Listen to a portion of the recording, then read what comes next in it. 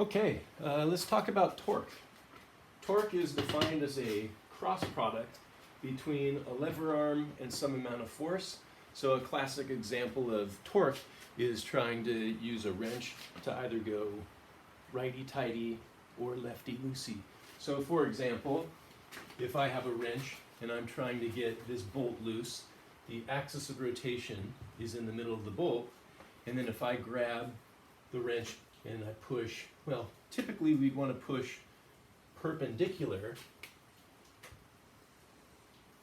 to the lever arm. So when we talk about lever arm with torque, the lever arm is the distance from the axis of rotation to the point where you apply the force, just measured in units of meters. So we'll give that the symbol R, and I'll put a symbol on top of that to indicate that that's a vector quantity, right? And then the force doesn't have to point perpendicular to that lever arm.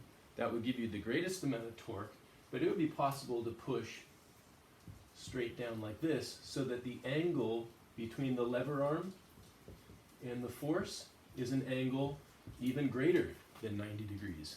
In any case, the torque is the quantity you get when you multiply the amount of meters for that lever arm multiplied by the number of newtons of force. So we can express torque in units of Newton meters. In the English system, I think they often talk about the amount of foot-pounds of torque. So as another illustration of torque, if you allow me, I'll show you how you can balance torques. So here's a good example involving a weight and my biceps tendon. So if I put this weight in my arm, then my arm's going to rotate in a clockwise direction. The axis of rotation is right there in my elbow, but of course I can hold it so that it doesn't rotate. I can apply force by way of the tendon that attaches to my biceps muscle, and you can feel on your own, find your biceps muscle and find the tendon that attaches at the bottom of it and feel where that tendon leads. It actually attaches down here on your forearm just a couple inches in front of the elbow, which acts as the axis of rotation.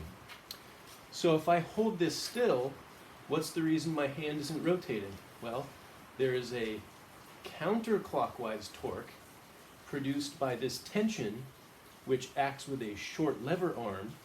If I were to put the weight, by the way, all the way back here in my elbow, then there's no torque to fight with at all. This weight doesn't tend to cause any rotation, but as this weight moves farther and farther out and gets an increasing lever arm, then there's an increasing torque produced by this weight. And notice, it's only 3 pounds, so it's not hard to hold it still, but it is producing a force this way with a lever arm this way that produces a clockwise rotation. In fact, there's something known as the right-hand rule that we can use to figure the direction of the torque vector. The lever arm is measured from my elbow to the point where the force is applied. So if you take the fingers of your right hand and you point them in that direction, and then you rotate your fingers of your right hand until they point in the direction of the downward force vector, you find that your thumb points that way. And we say that when our thumb points away from us, that represents clockwise torque. Whereas if our thumb were to point toward us, that would represent a counterclockwise torque. Well, here's an example of that. Point your fingers from the axis of rotation to the point where the other force is applied, that other force being the tension, the upward pull in the tension in this tendon. So if my fingers go this way and I rotate them into the direction that that tension is pulling, my thumb points in that direction. So this is a case where forces are not balanced. The force here is much greater than 3 pounds, but the torques are balanced because a large force with a small lever arm can cancel out a small force with a big lever arm. So there's an introduction to the concept of torque.